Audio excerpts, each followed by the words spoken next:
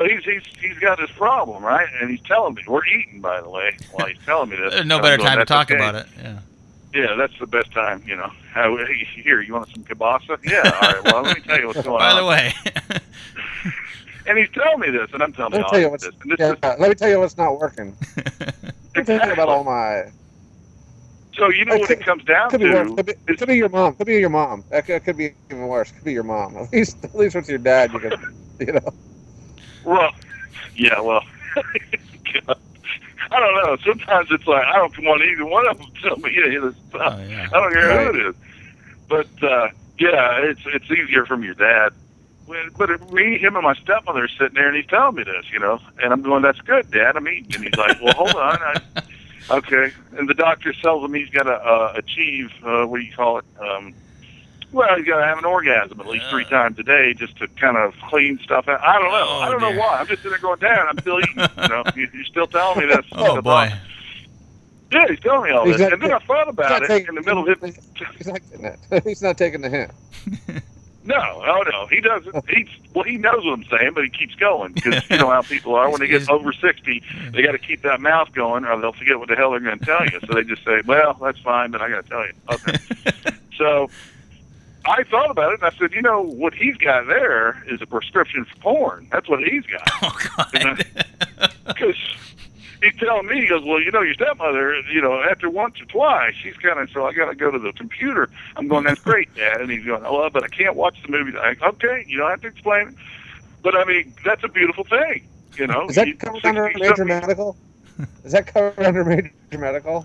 That I don't know if, well, now I'm thinking about Obamacare a little different. You know? Oh, you can go to your doctor and get a prescription for that?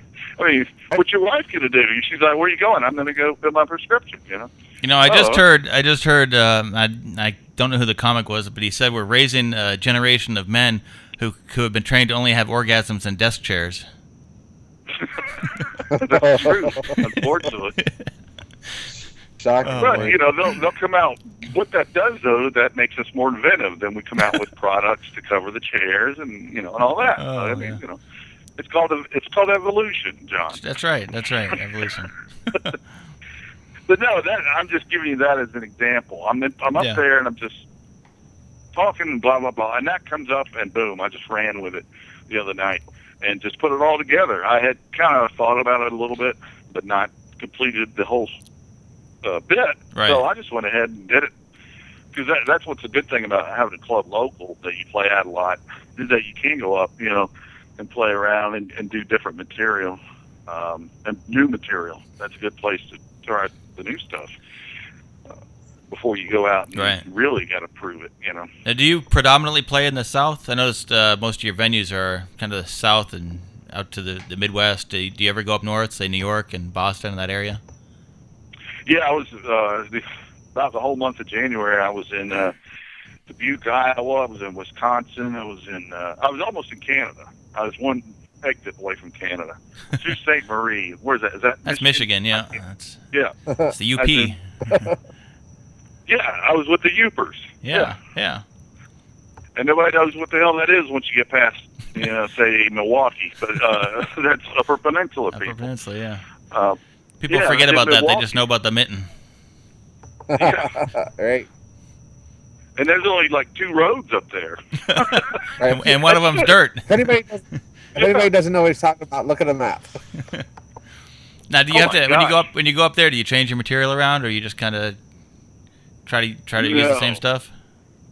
No, after 20 years I've kind of you know, broadened it enough.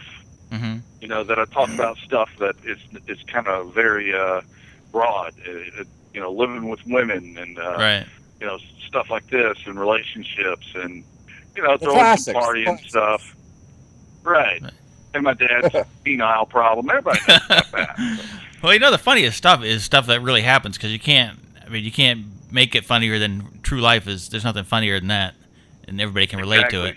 Yeah.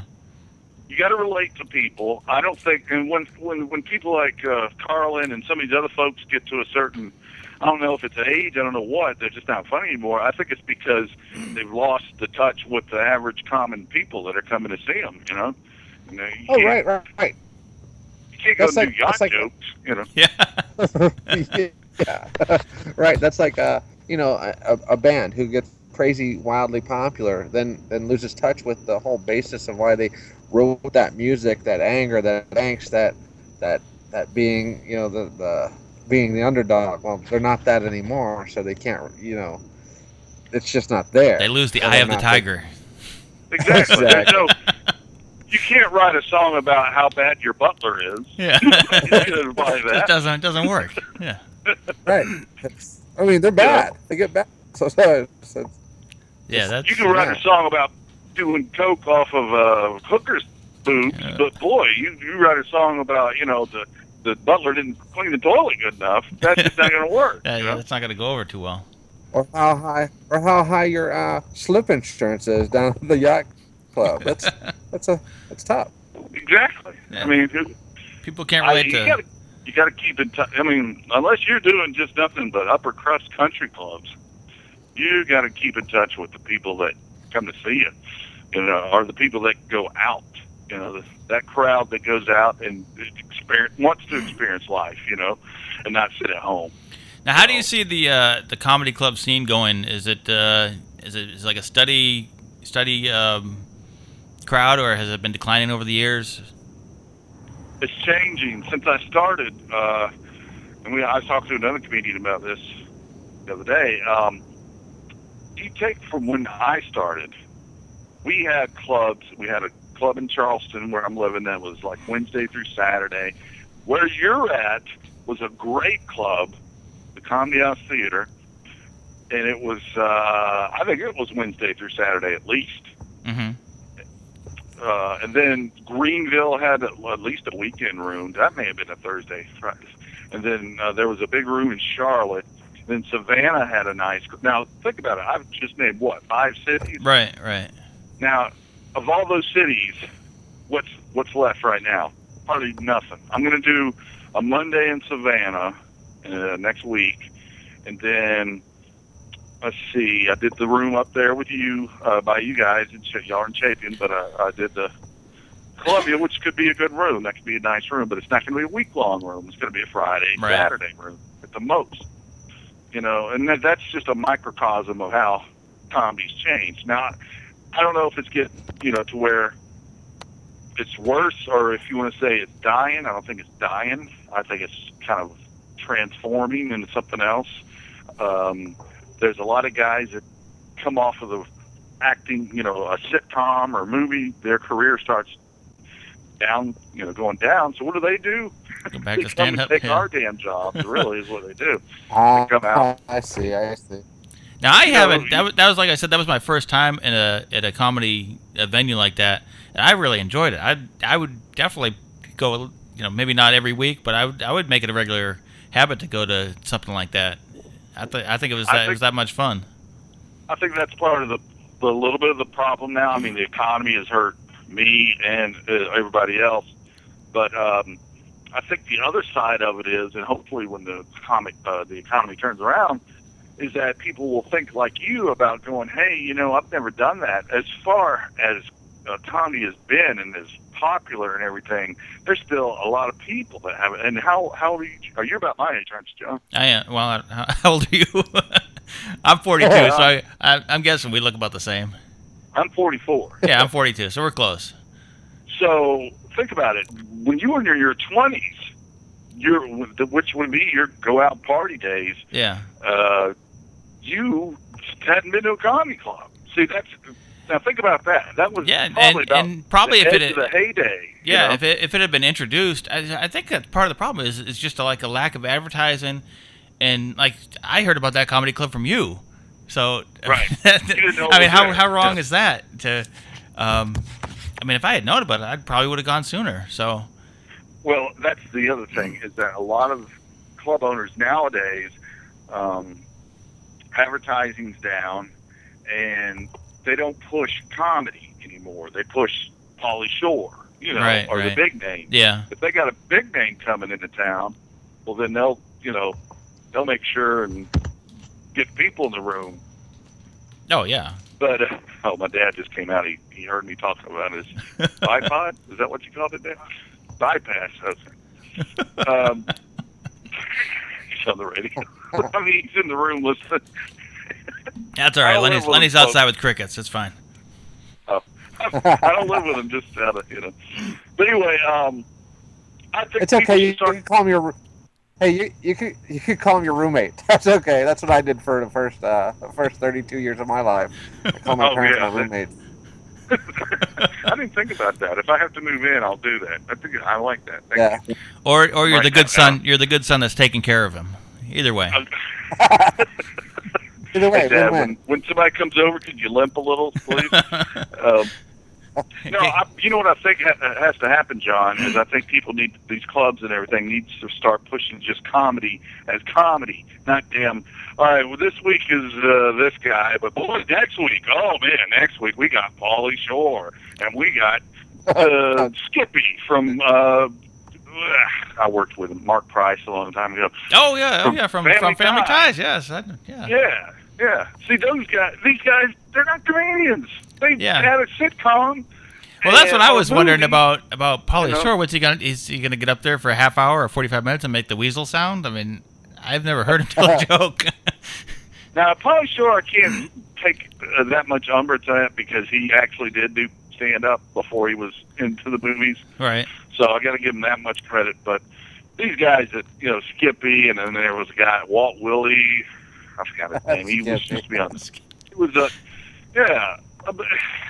and God bless him, but come on, man. Obviously, Brian, that's really frustrating to you trying to make it in comedy, and these guys that made it in the movies or sitcoms, whatever, are just getting the venues and the money thrown at them just because of their name. Oh yeah, Screech is on the road now. Oh, Screech, yeah, Screech. No. Oh yeah, Screech. Yeah, I knew Screech was on the. He's been doing it for a while. Was it Dustin Diamond or? Yeah, Dusty Diamond. It's like, I mean, we're like the vagabonds of all of the arts. You know what I'm saying? As far as music, painting, acting, whatever art there is, if we're considered an art, it would be we're like on the way low end. Wait a minute. You ever see a stand-up painter? Hang on. You ever see a stand-up painter? Now, I think Da Vinci was on his back when he was doing the ceiling. No, but exactly, Lenny. I mean, how many out-of-work actors paint? Go, all right, I can't act anymore. I know, I'm going to start painting. Yeah, that's right. Although I did see Jeff Bridges singing on Austin City Limits last night. Yeah, I think Kevin Costner's out on the road with the band now too. They're all fall back to something. Maybe they'll start doing that and leaving comedy alone for a little while. let us move up the ladder a little bit. I mean, think about it. When one of those guys does the club, that takes the headline spot for that week out of all of our pockets. There's this club that I can't do for that week unless. But I think the good news is it's going to start coming back because people like yourself are doing things like this, Right. No, I'm more than happy to promote you as much as possible because I'd love to see that club really get going and thrive because it's great. I mean, I'd rather go see a comedy show than go to a movie or something else. Live comedy, there's nothing better than bent over side split humor. How did your daughter? Right. It's back. Go ahead, Lenny. It's back like the old storytelling. Oh yeah. I like anything live. I like the whole concept, the interaction, the feel, like you said, like the feel of the room, the vibe, the just interaction. I think we're definitely way too disconnected from our fellow man. Even in a more philosophical sense, kind of like that, and it trickles down. Everybody's so separated from their neighbors, from their friends, I mean, people have hundreds of friends on Facebook that they've never even met. It's this damn internet. Yeah, it's the damn internet, exactly. Right? And I think it's the whole live thing too, though. Like you're saying, Lenny, it's the whole Yeah, being in it's the the moment atmosphere. with the live, yeah. You know, The I don't like reaction country of that people much. around you, because you may not find Right. something